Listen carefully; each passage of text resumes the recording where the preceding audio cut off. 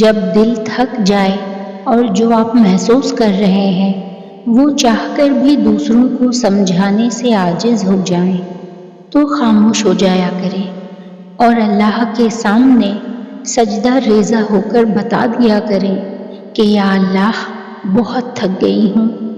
اکثر خاموشی بہتر ہوتی ہے، اس سوچ کے ساتھ کہ اللہ کے سوا کوئی نہیں سمجھتا۔ سجدے کی حالت میں آپ اپنا دل اپنے رب کے سامنے کھول کر رکھ دیں۔ جو کچھ بھی آپ کے دل میں ہے وہ سب اپنے رب سے کہہ دیں۔ ہر ایک چیز کے لیے دعا مانگے، اپنے لیے، اپنے گھر والوں کے لیے، اپنے دوستوں کے لیے، پوری امت کے لیے۔ آپ نے اپنی دعائیں ذرا بھی محدود نہیں کرنی۔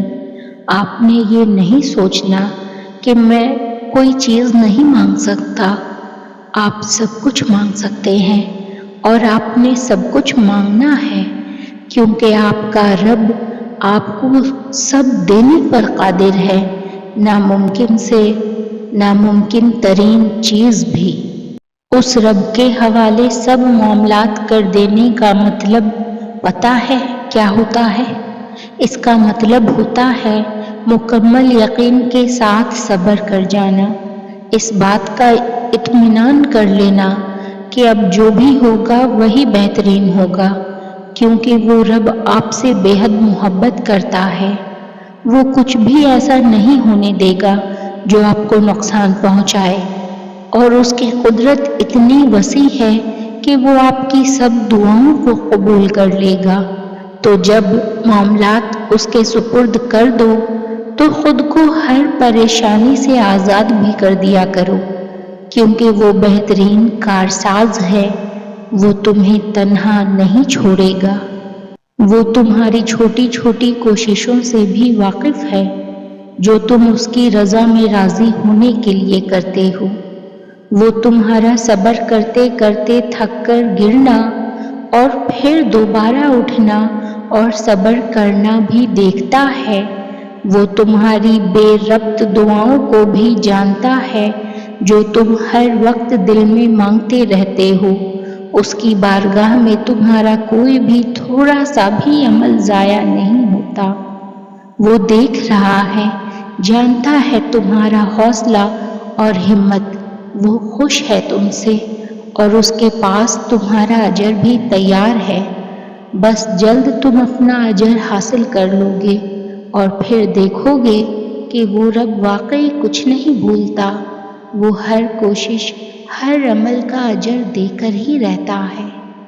جب جب تمہیں کوئی خواہش ناممکن سی لگنے لگے اور نا امید ہونے لگو، صبر کرنا مشکل ہو جائے، تو یاد رکھنا جو تمہیں ناممکن لگ رہا ہے وہ اس کے لیے ممکن ہے۔ نا امید نہ ہونا یہی تو صبر کرنا ہے، یہی تو اس کے کن پر کامل یقین کرنا ہے، یہی تو آزمائش ہے تمہارے صبر کی۔ اگر اس نے یہ خواہش پوری نہ کرنی ہوتی تو وہ دل سے اس کا خیال بھی نکال دیتا، مگر اس خواہش کا بار بار یاد آنا اسی لیے تو ہے کہ تم مانگتے رہو اس سے، اور وہ ایک روز اس ناممکن کو ممکن کر دے، تمہارا ادھورا خواب مکمل کر دے۔ ایک روز تمہاری آنکھیں دعاؤں کی قبولیت دیکھیں گی، یقین رکھو اس پر۔ اللہ دور کبھی نہیں جاتا۔ جو دوری تمہیں محسوس ہو رہی ہے وہ دوری بس ایک سجدے سے ختم ہو جائے گی۔ تم سجدہ کرو اور تم اسے اپنی شرک سے بھی قریب پاؤ گے، اور جو دوری آئی بھی ہے وہ اس کی طرف سے نہیں، تمہاری طرف سے آئی ہے۔ وہ دور نہیں جاتا، ہم خود ہی دور آ جاتے ہیں اپنی خواہشات کے پیچھے بھاگتے بھاگتے۔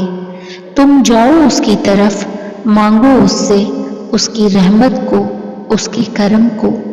وہ تمہیں خالی ہاتھ نہیں لوٹائے گا۔